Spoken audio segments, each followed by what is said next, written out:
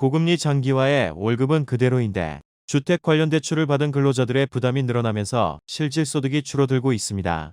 주거비 자체를 낮출 수 없지만 부담을 조금이나마 줄일 수 있는 길이 있습니다. 무주택 근로자는 주택을 구매 임차하기 위해 지출한 금액을 연말정산으로 돌려받을 수 있습니다. 근로자가 전세자금 또는 월세 보증금을 대출받았다면 원리금 상환금을 소득공제 받을 수 있습니다.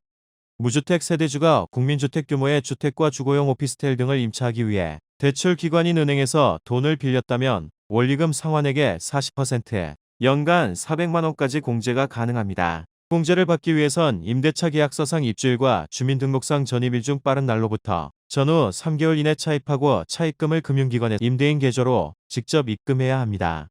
총급여액 5천만 원 이하 근로자 가운데 금융기관과 대부업자가 아닌 개인에게 대출받았더라도 공제를 받을 수 있습니다. 계약서상 입주일과 주민등록상 전입일 중 빠른 날로부터 전후 1개월 이내에 차입해야 하고 연 이자율 1.2% 이하 요건을 갖추어야 합니다. 금융기관에서 전세자금 대출을 받았다면 홈택스 조회가 가능하지만 개인에게 빌린 경우 직접 공제 증명서류를 준비해야 합니다. 직장 생활을 막 시작한 사회초년생과 높은 전셋값에 기존 전세를 반전세로 돌린 근로자는 월세액세액 공제에 주목해야 합니다.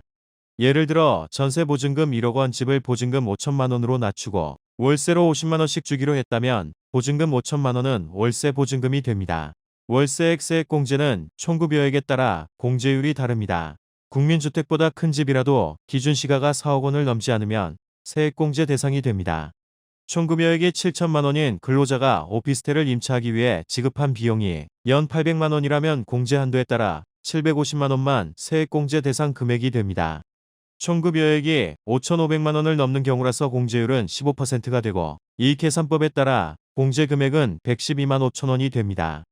한 세대에서 월세 세액 공제와 주택자금 관련 소득 공제를 동시에 받을 수 없습니다.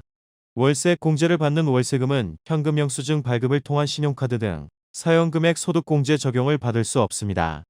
집주인의 동의나 확정일자가 공제의 필수 조건은 아니나 임대차 계약서상 주소지와 주민등록표 등본 주소지가 동일해야 공제가 가능하기에 전입신고를 해두어야 합니다.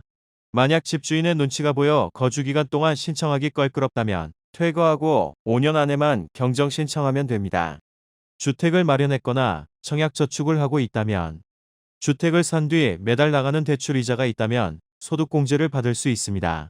이를 장기주택 저당차입금 이자 상환액 소득공제라고 하는데 무주택 세대의 세대주가 국민주택 규모의 주택을 구입하기 위해 대출에 갚고 있는 대출 이자 상환액에 대해 공제받을 수 있습니다. 공제받을 수 있는 주택의 기준시가는 5억 원 이하로 차입금의 상환기간과 상환 방식에 따라 공제 한도는 다르게 적용됩니다. 주택을 사기 위해 청약저축을 하고 있어도 소득공제를 받을 수 있습니다. 과세연도 중 주택을 소유하지 않은 세대의 세대주인 근로자가 주택마련저축에 납입했다면 이 금액의 40%에 해당하는 금액을 공제받을 수 있습니다. 공제받을 수 있는 연납입액 한도가 240만 원이므로 최대 96만 원까지만 소득 공제됩니다. 대상은 총급여액이 7천만 원 이하인 근로자입니다.